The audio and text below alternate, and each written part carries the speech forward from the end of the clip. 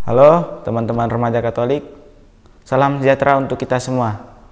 Pada kesempatan ini, saya akan menjelaskan tentang apa itu sakramen dan tentang ketujuh sakramen yang ada di dalam gereja Katolik. Sakramen merupakan perayaan kehadiran Yesus Kristus secara sakramental dalam gerejanya dan menjadi simpul kehidupan konkret manusia.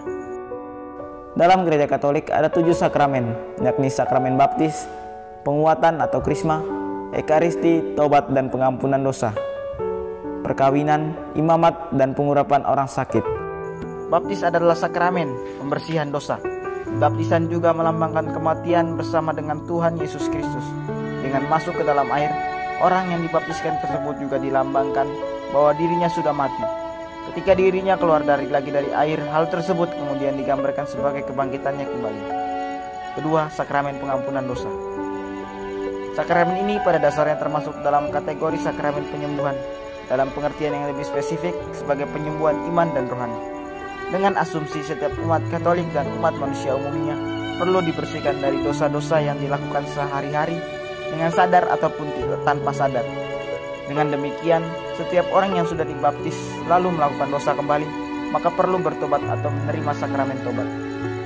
Yang ketiga, sakramen ekaristi. Ekaristi merupakan sumber dan puncak dari seluruh kehidupan Kristiani.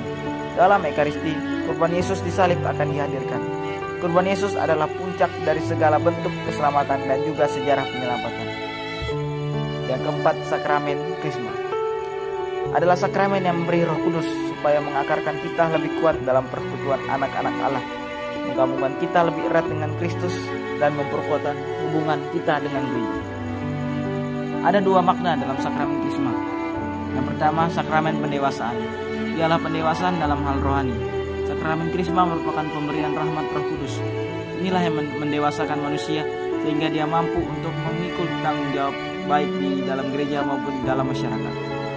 Yang kedua, sakramen pengutusan, berarti bahwa manusia yang sudah dewasa secara jasmani dan rohani akan dikuatkan oleh Roh Kudus untuk menjadi saksi bagi Kristus melalui perbuatan.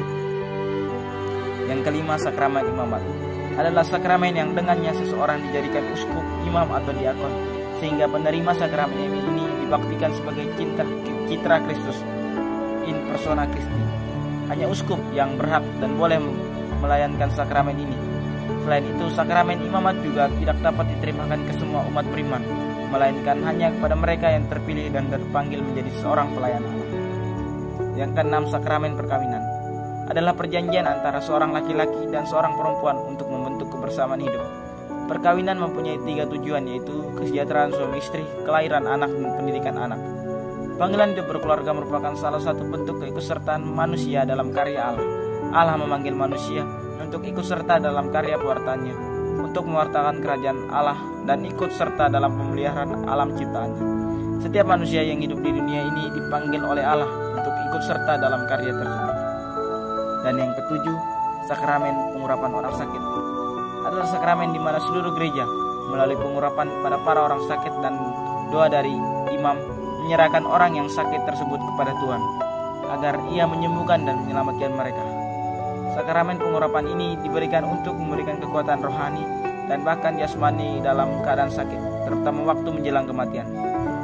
Sakramen ini menjadi cara gereja untuk hadir di sisi anggotanya yang sakit, untuk menyatakan perhatian dan mendoakan bagi kesembuhan.